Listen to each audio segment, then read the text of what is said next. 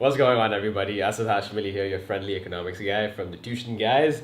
And the social video that you just must have seen was based on the syllabus and what you can expect. From next week, we'll actually be breaking down the subjects as a whole and what topics we'll be touching. But today, I'm going to be talking about what is economics and why you should study it. Now, when it comes to actually selecting economics in 10th grade or in 11th grade or even in A levels, you have a choice whether to take it or whether to not take it. And oftentimes, you will be encouraged to take the subject because it's a great subject to add to your current subject selections. Whether you're a science student or a full commerce student, it always helps. And now, what you're going to be studying is actually why you're watching this. So economics basically is the study about how consumers, how we as individuals, how governments have to make a choice between multiple variables and how they impact spending, how they impact well-being of an economy or of a society, and how they actually impact other economies and governments and so on and so forth. Now, the basic economic problem is that every country faces is that how do we allocate our resources to fulfill our unlimited wants. Your want could be having a Ferrari to living in a $2 billion mansion and also having five butlers and 27 bathrooms at the same time. But how do you actually make sure that you have enough resources to fulfill that Ferrari, 27 butlers, and a $2 billion house? That's what a government faces. That how do they make sure that the needs of human beings in their economies are fulfilled by the scarce resources that are there, which could be land, labor, and also capital. And then you have a fourth economic factor, which is enterprise. And these people, entrepreneurs, take up the risks to allot these and to make sure that they have the optimum combination as a whole. Now, economics as a subject as a whole is divided into two main categories. The first category is microeconomics, and the next category is macroeconomics. Now, I know my writing is pretty horrible, but all great teachers have bad writings. That's what I was taught, and that's what I know. So, microeconomics basically works on a personal level. That means how are your spending patterns determining what resources are available and what are not available.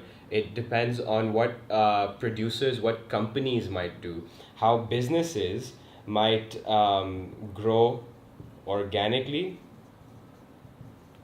or inorganically.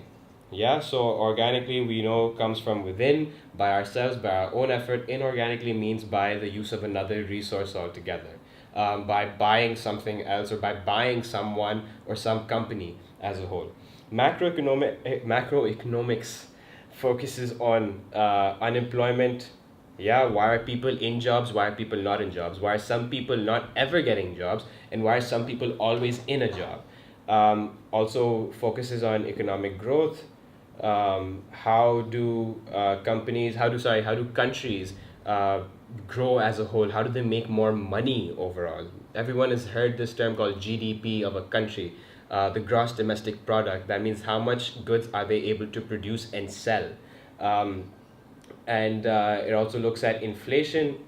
Yeah, so inflation comes into play as well. The price rises and the price dips as a whole. And then also you have a balance of payments, which is basically a government's accounting sheets, the inflow of money, the outflow from the country, and all these variables. Now, over here in microeconomics, you're going to be facing a couple of chapters which are based around the demand and supply of consumers. You'll also face a chapter on growth of a business.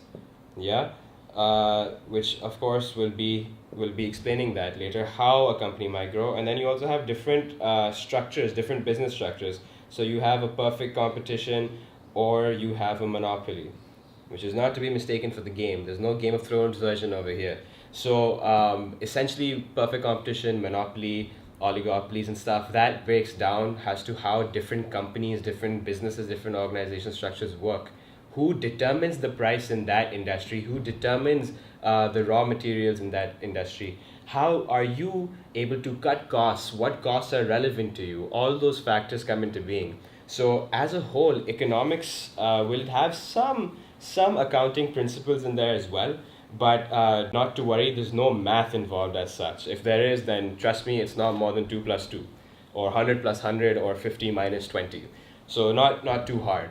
Now, when it comes to your exam itself, just like everything else in the CAIEs, yes, it's the CAIE, not the CIEs anymore, you have paper 1 and you have paper 2.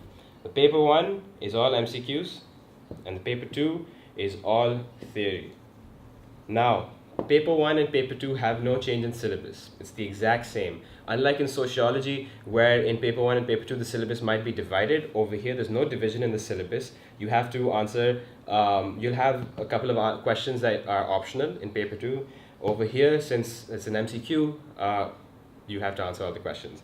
Over here now, there'll be some chapters which are in MCQ format, like based on money, based on perfect competition, which you might not have to see in your paper 2 exam. But in your paper 2 exam, the first question is data analysis. That means they'll give you an excerpt of an article.